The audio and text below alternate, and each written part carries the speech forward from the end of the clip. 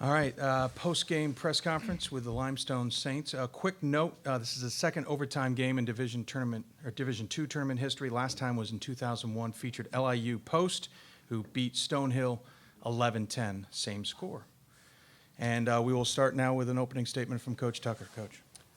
First off, I just want to say congratulations to Rollins for an outstanding new season and obviously a game like that today. I've never been a part of something so exciting, and seeing a team that worked as hard as they do, it was just an unbelievable matchup. All right. We're also joined by Chelsea Treat and Jesse Agulia. I hope I said your name correctly, Jesse. And we'll open up the floor to any questions that you guys may have. So go ahead. Anybody? And we'll pass the microphone around.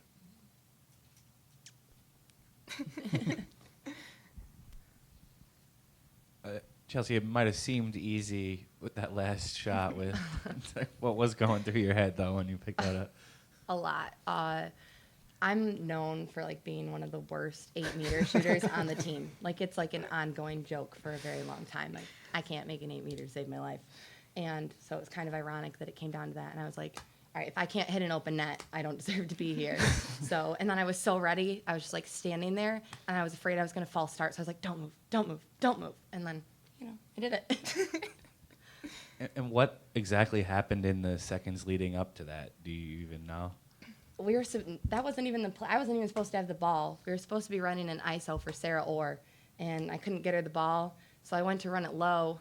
And then my girl just overpressured me so much, and I went to go, and there was no one in front of me, and the goalie jumped, and luckily she fouled me, so I got an open net. And Jesse, what happened at the end of regulation too?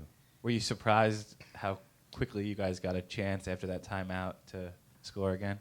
No, it was awesome. We practice that all the time. Just coming down in that situation, you got to be able to get the draw and just gun it down. And she did it first, and then 7 seconds later, we were back down there. And it was just unreal. And Scott, when Rollins took the timeout, I mean, this is hours ago now at this point, but up by 1, were you surprised that they went to goal? What were you guys preparing for coming out of that timeout? We were expecting them to slow it down and save for the last shot, if you're referring to the end of the game there. Yeah, we kind of expected that, and our defense played well all day long, so we were okay with that, I think, at that time.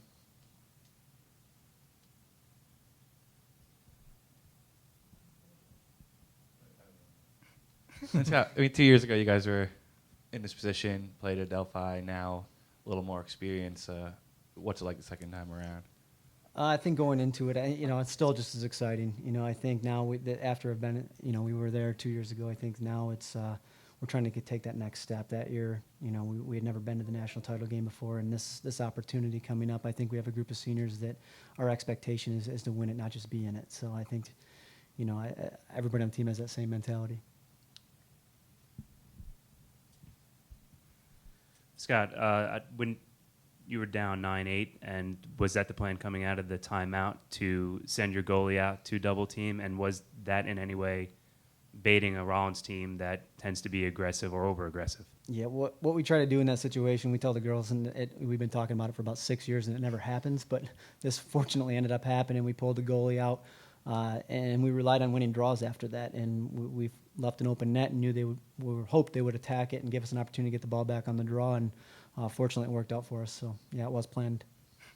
And Chelsea, were you surprised that they were so overextensive on defense, even down to the final minutes of sudden victory overtime? Not at all. That's how they play all the time. They're a great team. They're aggressive. They always have been. When we play other teams, we don't see anything like the way that they pressure. So I expected it the whole game. I didn't think they'd let up. They want it just as bad as we do. Thank you. You guys talk about the growth of lacrosse, certainly in the southern region. You guys kind of have been leaders so far, but now you've got Pfeiffer obviously stepping up, Florida Southern, Rollins, and what you guys have seen just in your time.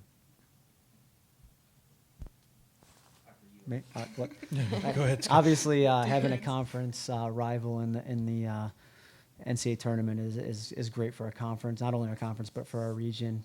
Seeing Pfeiffer during the regular season and seeing how quickly they've come along in 1 year was a tremendous accomplishment for them. So, and obviously with the growth in Florida, it's just going to get bigger and bigger. And teams like Rollins are up and coming very quickly, and it's great to have that competition in the South and not have to travel up to Pennsylvania for it.